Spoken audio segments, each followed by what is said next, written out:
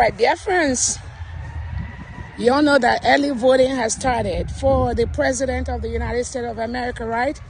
I've secured my vote. I've just done voting. I've done voting. Biafrans in Georgia, go and vote. Biafrans all over the United States, check if the early voting has started in your communities. Go and vote massively. You all know who's going to give us Biafra, right? You all know who's going to give us Biafra, right? You all know the presidential candidate we've been meeting with.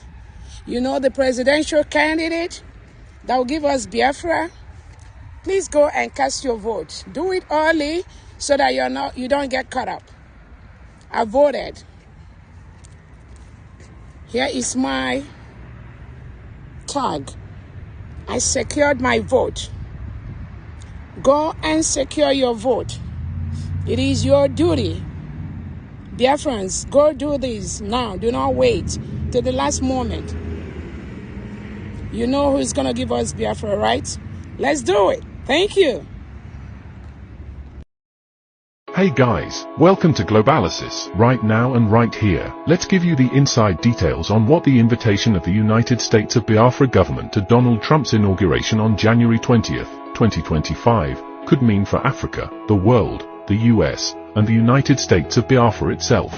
Trust me, you're gonna wanna stick around for this one because this event could set the stage for major geopolitical moves that will keep commentators and policy analysts talking for years to come. First, let's lay the groundwork. The United States of Biafra, which declared its restoration of independence on November 29, 2024, is still on the path toward international recognition. Now, an invitation to Trump's inauguration doesn't equate to formal recognition yet. But wait a minute, this isn't just a casual courtesy or a feel-good moment of inclusion. It's a political signal loaded with meaning. Invitations to high-profile events like a US presidential inauguration are typically extended to allies, key partners, or nations of emerging strategic importance. Every seat at that ceremony represents potential influence, positioning, and, most importantly, future moves on the global chessboard. So, why does this matter? Let's talk Africa first. This invitation could fuel hope and energy among other self-determination movements across the continent. Groups seeking independence or greater autonomy, from Ambazonia in Cameroon to Somaliland in the Horn of Africa, will be watching this closely. Why? Because when a global heavyweight like the US acknowledges even the presence of an aspiring nation, it signals a possible shift in the winds of international diplomacy. Think about it, African nations have long grappled with the delicate balance between territorial integrity and the right to self-determination. Regional blocs like the African Union, AU, historically resistant to recognizing breakaway states, could face new pressures to rethink their policies. Would a stronger Biafran presence tilt African geopolitics? Could alliances shift as more nations begin to debate the boundaries of state sovereignty and ethnic autonomy? Imagine the scenarios. If Biafra gains momentum, regional powerhouses like Nigeria, South Africa, and Egypt might have to recalibrate their diplomatic stances. Could this spark a domino effect where movements like those in Azawad, Mali, or Cabinda, Angola, demand similar levels of international engagement? Or would it lead to heightened efforts to suppress secessionist drives, fearing instability across the continent? One thing is clear, this development adds a new layer of complexity to African unity debates. Nations previously dismissing self-determination as a fringe issue may soon find it on the center stage of regional politics. Additionally, peace and security organizations, already burdened by cross-border conflicts and terrorism, might need to shift resources to manage rising nationalist sentiments and newly empowered separatist leaders emboldened by Biafra's symbolic win.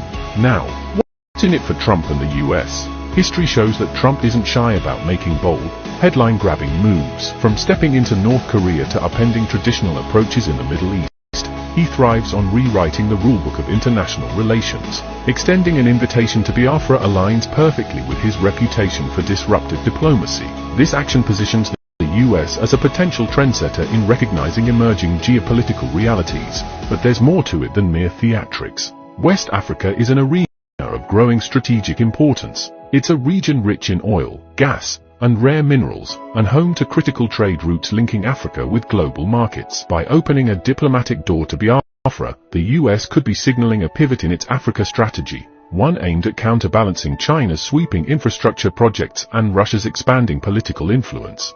While the Belt and Road Initiative connects East Africa to Asia and Europe, West Africa remains a battleground for influence where the US could reposition itself as a champion of freedom, democracy, and economic opportunity. That said, this is diplomacy at its most delicate. Trump's administration might seek to build informal ties with Biafra without making full commitments, walking a tightrope between exploration and endorsement.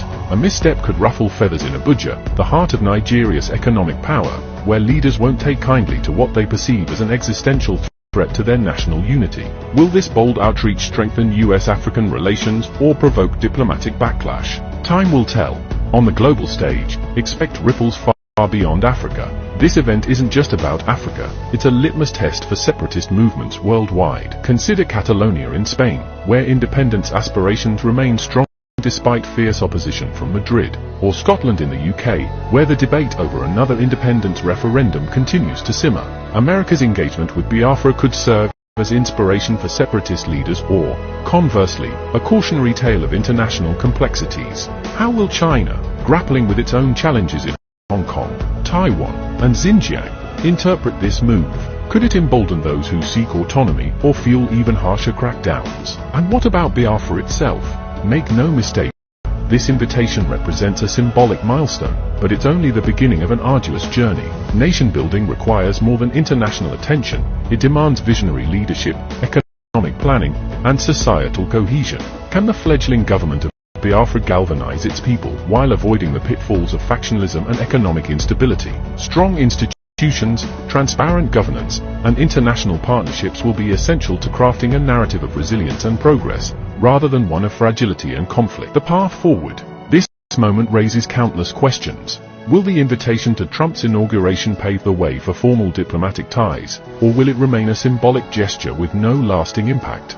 Will Biafra leverage this visibility to gain traction with other world powers, or will it struggle to translate global attention into tangible alliances? Ultimately, the political map isn't redrawn overnight, but every small shift hints at potential tectonic changes ahead. The door to recognition is not fully open, but it's definitely creaking. Whether it swings wide or slams shut depends on the strategic acumen of Biafra's leadership and the reactions of major global players. Welcome back to Globalysis. If you're getting value here, don't forget to subscribe and hit that like button. It helps the algorithm so more people can decode the world's next move with us. Speaking of decoding next moves, tomorrow we'll be diving into how China and Russia are likely to interpret America's engagement with Biafra and what it means for global power dynamics. You don't want to miss it, so stay tuned. Until next episode, see you right there and right then. And hey, what's your take on this? Does this invite hint at future recognition, or is it just political courtesy? Could it be a trial balloon to test international reactions? Let's talk about it in the comments below.